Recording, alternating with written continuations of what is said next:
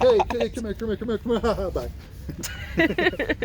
But You're not really my boyfriend. If you're my boyfriend, if you love me, you would go to the underworld for me. Pretty much.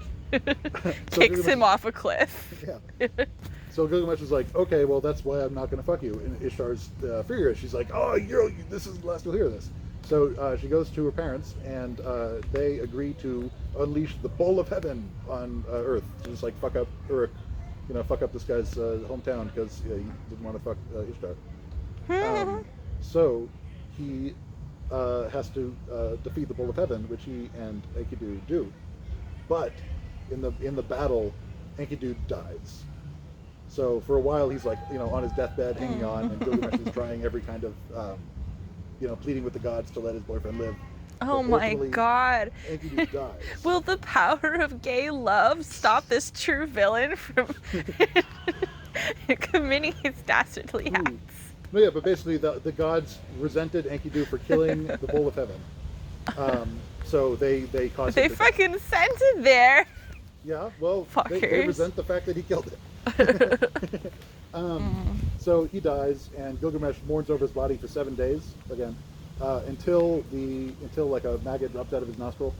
At which point he's like, okay, I guess I gotta bury him and accept that he's really dead. So he does that, but now he's overcome with grief and dread because now he realized that he himself is also mortal and that he himself will die. And so he's consumed by the dread of death that is now made real for him by the fact that his boyfriend is dead. So he sets off on a quest to discover immortality because he's heard that once upon a time there was a man who was told by the gods that they were going to flood the world and that he had better build a big boat and put some animals on it and get his family on it, and then all the other humans would die, and then he would be right out on his boat, not making this up. And wait, so is this actually bridging into like Christian culture? Yes, there was a flood. There are a couple different Mesopotamian flood myths, but the most famous one is in the middle of Gilgamesh. Just like in a flashback sequence where he meets like Mesopotamian Noah.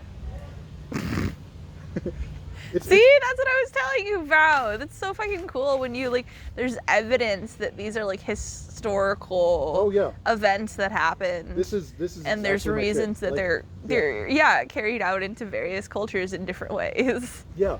So it just makes it all the more funny that realizing that different religions are also literally just different fan clubs. Yeah.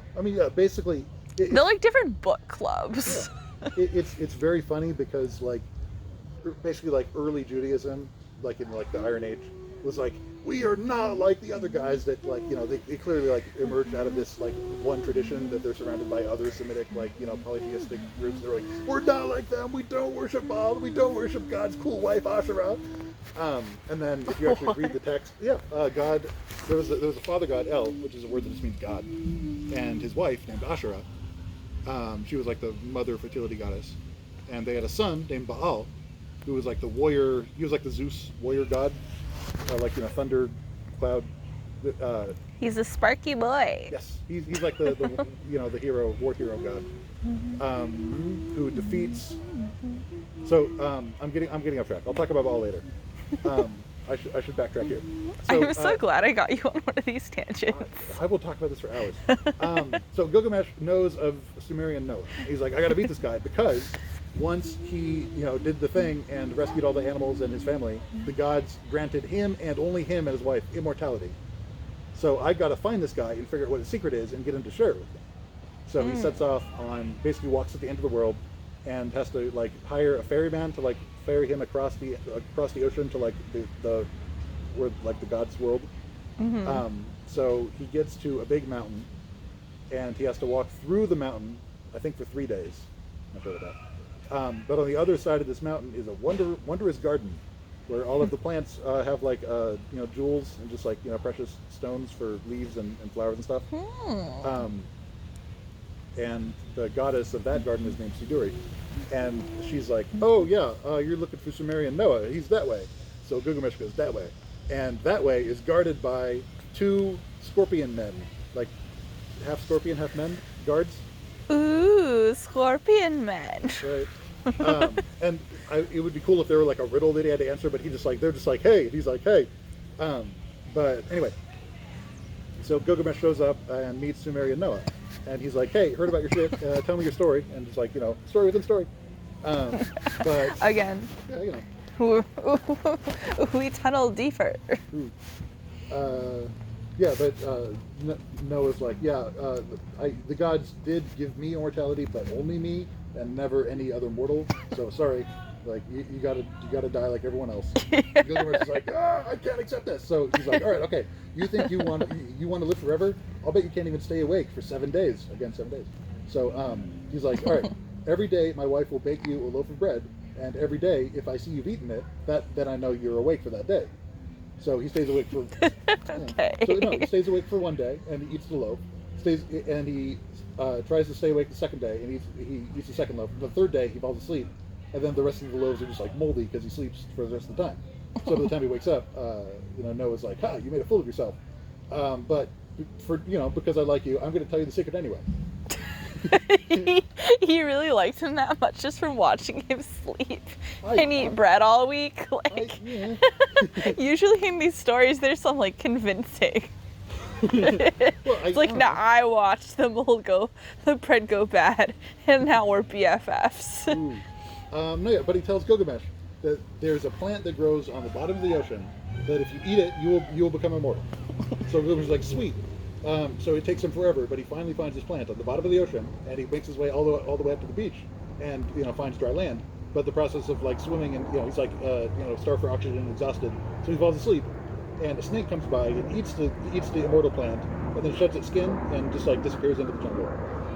And he wakes up and he's like, I'm cursed to be mortal like every other man. And the last chapter is just his funeral and just like. Wow. Well, draw curtains fast. He had a long, good reign as a good king, and then he died, and he had a kick-ass funeral at the end. It's about mortality. It's so anticlimactic. Dude, he just fucking went to sleep and got cucked by a snake. Take your fucking immortality. Yes. God, how can you do so much and still fuck up, blunder like that right at the end? Oh, this man almost had it. He almost had immortality. Right. It's not really the first novel, like the first story, but it's the first good story.